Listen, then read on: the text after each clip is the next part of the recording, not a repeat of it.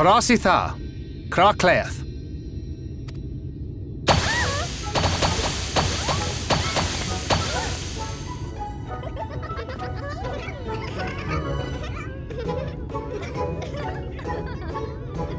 No! We're found! How did this mortal know our trick? Wait! I recognize their souls. These two have been here before. Look, twins! How adorable! Oh! Plea with us! We have neither the time nor inclination to play. We have come to see Urianger. Oh yes, Urianger, the peculiar one. In return for a place in Mheg, he agreed to a riddle contest with us for 7 days and 7 nights without any sleep.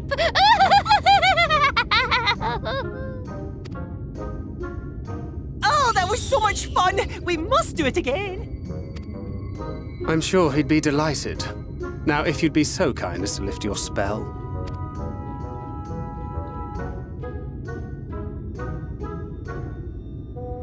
Shall we? Should we? Would we?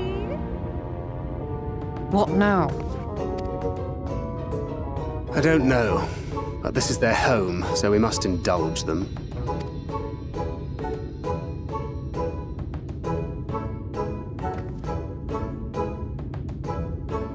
Right, we've made up our minds. We will lift our spell on one condition, that you first lend us a helping hand. Or 2, or 3. Once you've helped solve all of our troubles, we'll let you see Urianger, Pixie's honor.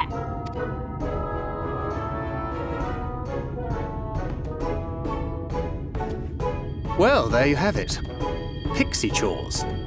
I suggest we split up.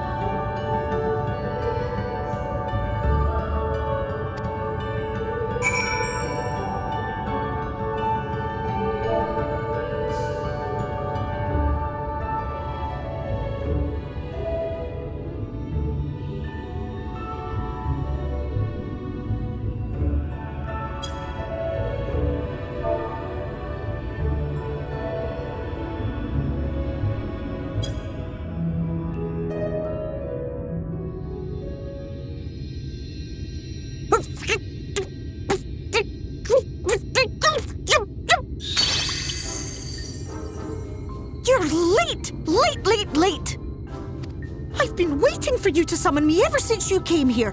Waiting and waiting and waiting. But my sapling didn't so much as utter my name. Such a heartless thing she is. Cold and cruel and heartless!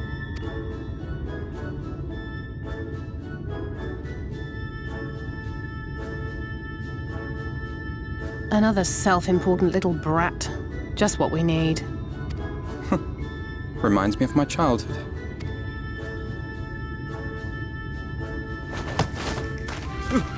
All right, I'm sorry. It was a joke. Honestly, just a joke. But just now you called for me so earnestly, so fervently. I couldn't possibly stay angry at you. Very well. As your lovely branch, I will lend you my strength.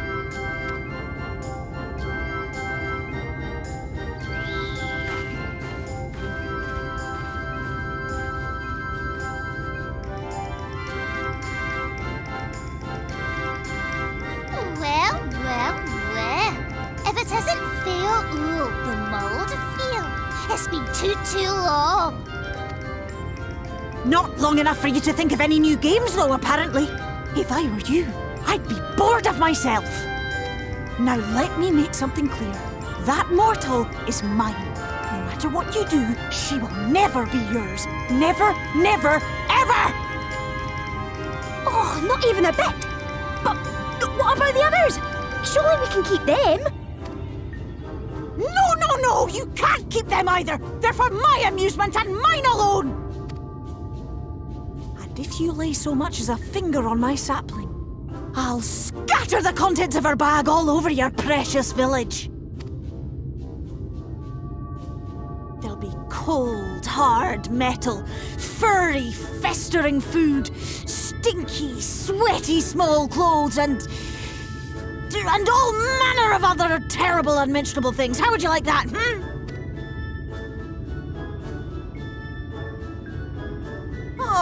All right. But will you not at least let us play with the twins? Just while the others go and see Errand. Aye, that's all we ask. And we promise we'll play nicely. It seems we won't be joining you. We'll reveal the hidden Fernic to you at once.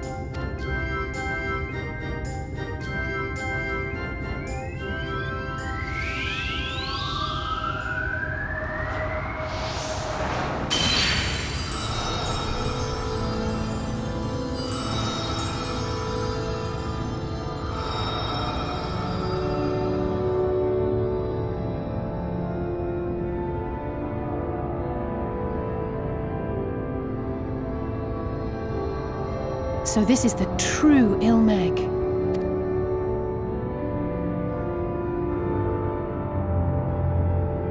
How are you feeling? Better. I think I remember the way now. Apologies for the delay. Shall we go and see Errand? Your lovely branch is useful, yes? So whenever you're in trouble, you must remember to make use of me!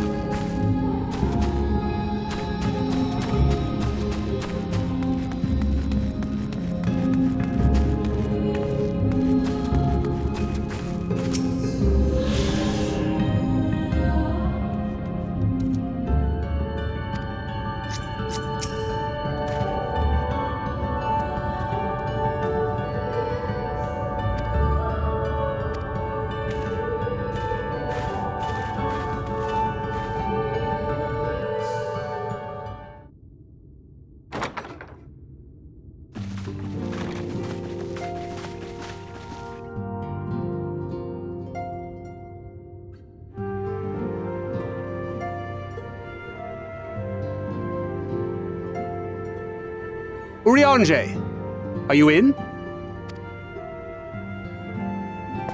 Unto a world weary of heroes, a hero wends her way.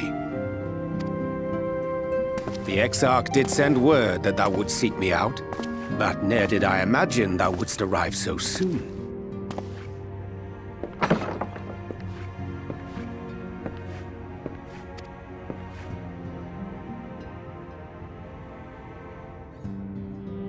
Full glad am I to see thee once more, my friend, and none the worse for thy travails.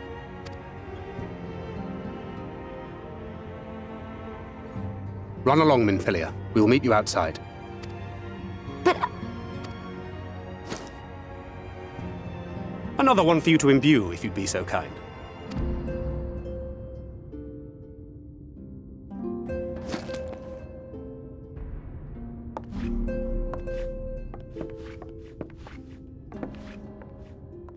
I take it thou hast met with our other comrades already?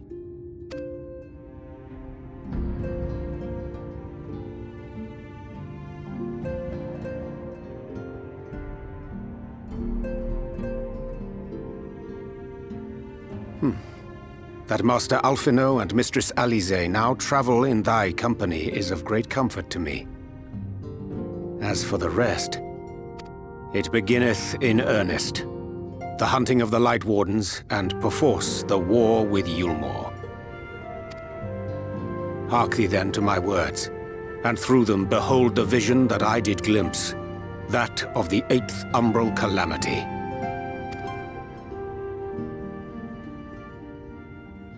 As I drifted hither to the first, traversing the boundary twixt reality and potentiality, I did bear witness to events yet to come. There I saw the combined forces of Eorzea and the Far East offering fierce resistance to the legions of Garlemald.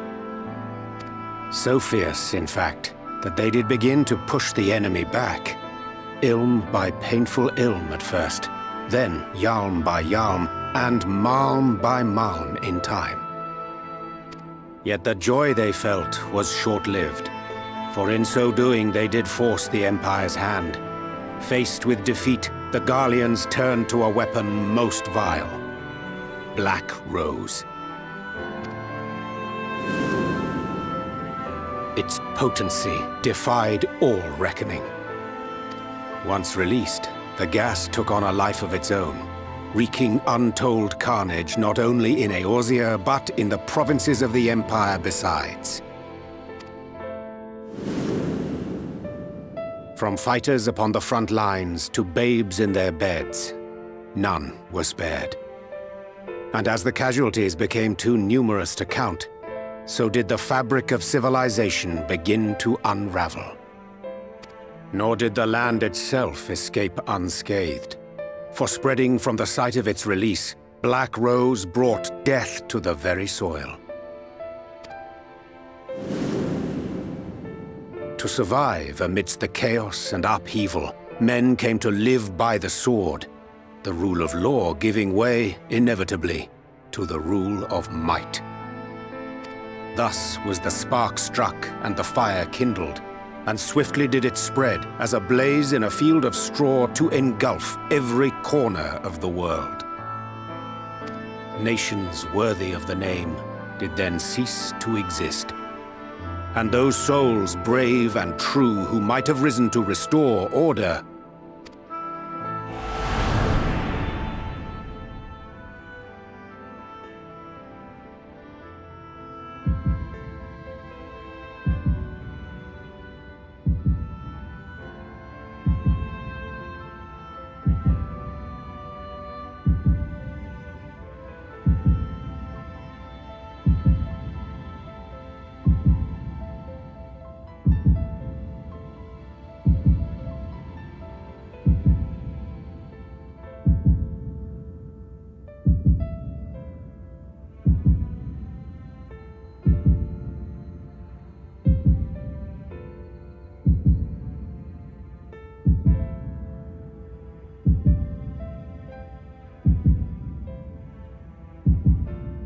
were no more. for the weapon spared not one, not even thee.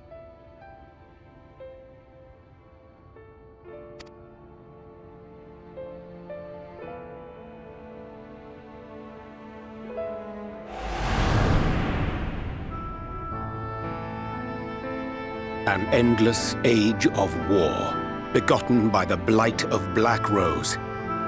Such is the legacy of the 8th umbral calamity which I did behold.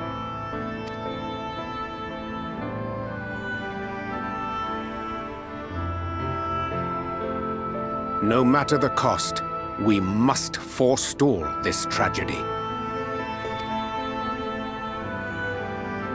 To that end, I have labored during my sojourn in this world, discovering in so doing the answer to a pressing mystery. That of Black Rose's inexplicable potency. Come.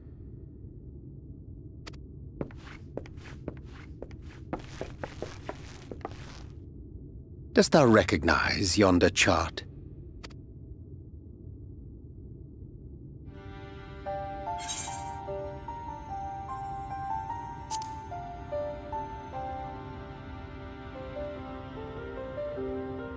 Indeed. 'Tis a rendering of the elemental wheel, such as one might find in classrooms across the source. As the chart maketh plain, our world is composed of 6 elements, in addition to which there exist 2 poles in fundamental opposition.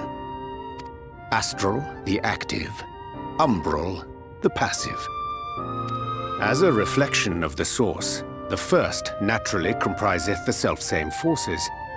Yet, curiously, there is a notable divergence in their nomenclature. To be specific, the denizens of this world employ not the terms astral and umbral. Thus was I moved to inquire what names said forces had been assigned. A simple question which yielded a most unexpected answer. Upon demanding the name of the pole aligned with activity and growth, I was told that as life's myriad colors combine to produce black, the people of the first had called it darkness. At this, did my mind begin to race. Yet 'twas only when I asked what name had been given to the pole aligned with passivity that mine eyes were opened to the truth. Peace and tranquility being as purest white, unmarred by color, I was told it had been given the name of light. That's umbral light and astral darkness, yes? I'm no etherologist, but it strikes me that the nomenclature of the first is rooted in the generation of the 2 forces, while our own appears to focus on their effects, which makes one wonder. Have we had it backwards all this time?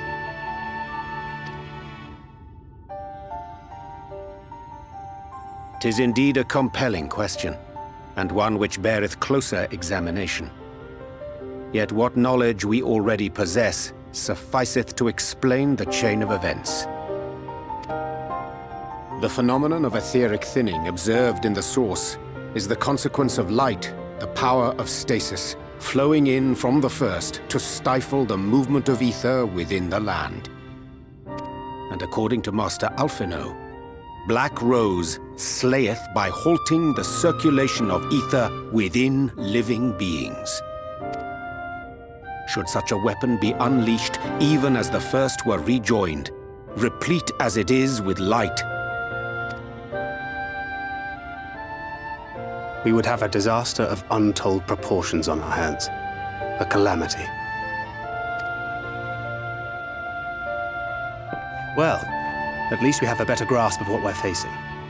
Our objective, however, remains unchanged. We are to eliminate the Light Warden of Mheg. Speaking of which, were you able to ascertain its whereabouts? Aye. 'Tis all but certainly ensconced within Leargear, the castle which standeth in the midst of the lake. To enter said stronghold, we must needs turn to the pixies for aid. Fortunately, I have become quite adept at courting their cooperation. Henceforth shall I accompany you, and do all in my power to ensure that my vision doth not come to pass.